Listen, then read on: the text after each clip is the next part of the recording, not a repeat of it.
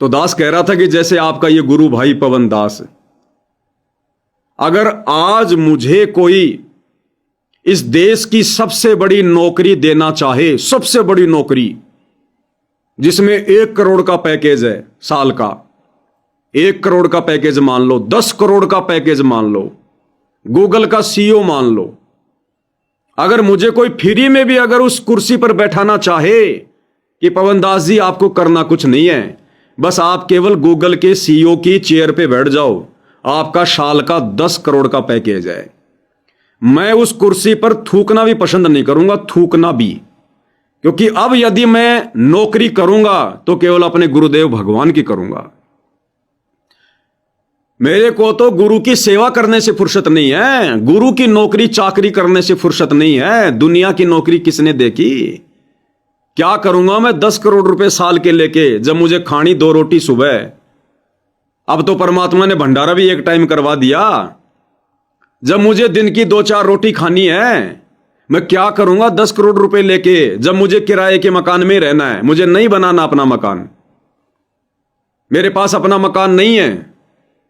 और मैंने तो परमात्मा जी से भी कह दिया, परमात्मा भाग्य में हो तो भी मत देना, मेरे नाम तो कोई चीज परमात्मा रखना ही मत, मेरे नाम पे तो सतलोक में कर दो कोई प्लाट, बस मुझे यहां के इस गंदे लोक में कोई प्लाट नहीं चाहिए, कुछ नहीं चाहिए परमात्मा। जब तक हमारे ये भाव नहीं बनेंगे, अंतरात्मा से, दिखावे से नहीं भाई और बहनों, ये परमात्मा है, इस मार्ग में फॉर्मेलिटी नहीं चलेगी, हमारे अंदर से ये भाव होने चाहिए। अरे जब गुरुदेव भगवान ने हमें यह कह दिया कि इंद्र दा राज कागदा बिष्टा ना भोगा इंद्राणी नु, इंद्र का राज भी भगत के लिए तो कव्वे की बीट के समान है। इंद्र का राज, देवताओं का राजा इंद्र, इस धरती का तो छोड़ दो कोई चक्रवर्ती राजा, ये गूगल फूगल की सीईओ तो बहुत छोटी चीज है। अगर देवताओं के राजा इंद्र की पदवी भी हमें कोई दे तो गुरुदेव कहते हैं बेटा ठोकर मार देना, कौवे की बीट समझना उसको, टट्टी। अब बताओ भाई और बहनों, तुम कौन सी नौकरी के लिए अपने बच्चों को पढ़ाओगे? इंद्र की गद्दी से बड़ी नौकरी धरती पर है क्या? अब अपने बच्चों को सच्ची सरकार की नौकरी करवाओ, सच्ची सरकार सतगुरु रामपाल जी की भक्ति करवाओ। इस भक्ति से आत्म कल्याण होगा, मोक्ष होगा।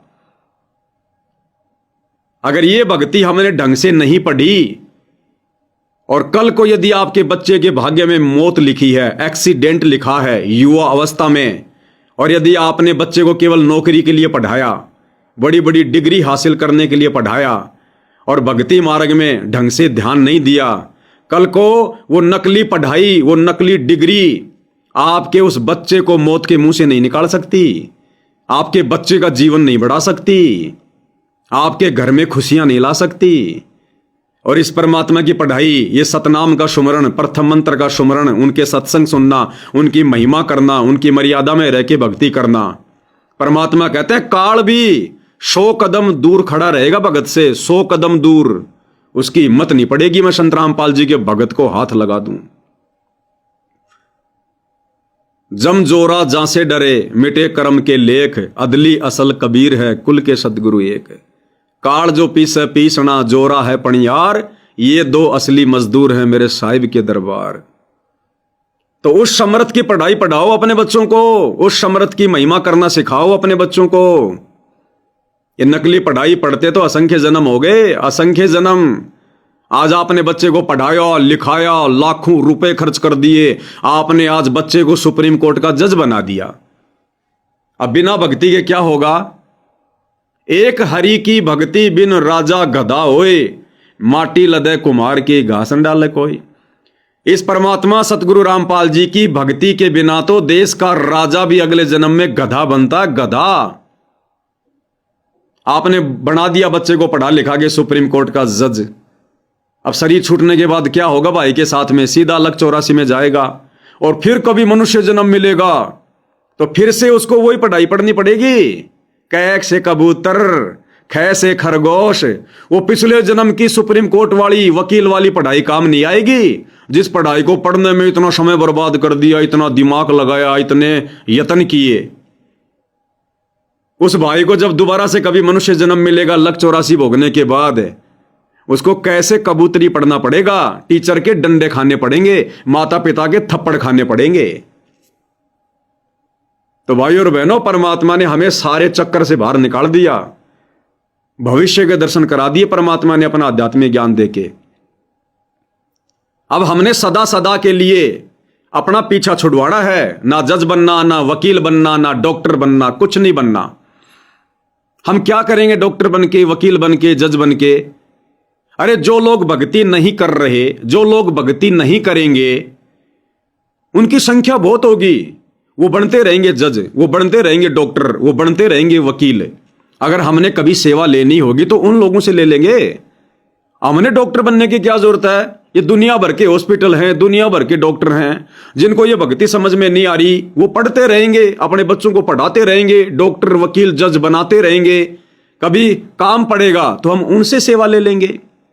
हम क्यों इतनी मेहनत करें? जब आपको घर बैठे पानी पीने को मिल रहा है तो रोजाना कुआं खोदने की जरूरत है क्या? दुनिया भर के डॉक्टर हैं, दुनिया भर के वकील हैं, दुनिया भर के जज हैं, दुनिया भर के नौकर हैं, हम उनसे काम लेंगे ना, क्या दिक्कत है?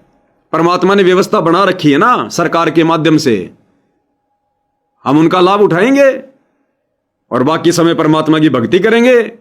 जो मुख्य दिमाग है वो परमात्मा की भक्ति में लगाएंगे, उनके चरणों में लगाएंगे, उनकी महिमा में लगाएंगे।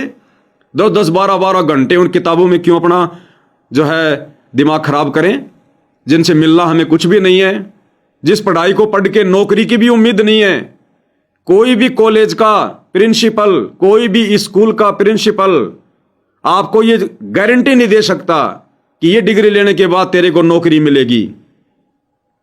और सतगुरु रामपाल जी भगवान गारंटी दे रहे हैं कि लिखवा लो मेरे से, ये शतभक्ति मर्यादा में रह के करो, अगला जन्म तुम्हारा शतलोक में होगा, शतलोक में सदा सदा के लिए सुख। फिर भी हम लोग मूर्ख बन रहे हैं, किस लिए? काल प्रेरणा से, ज्ञान की कमी।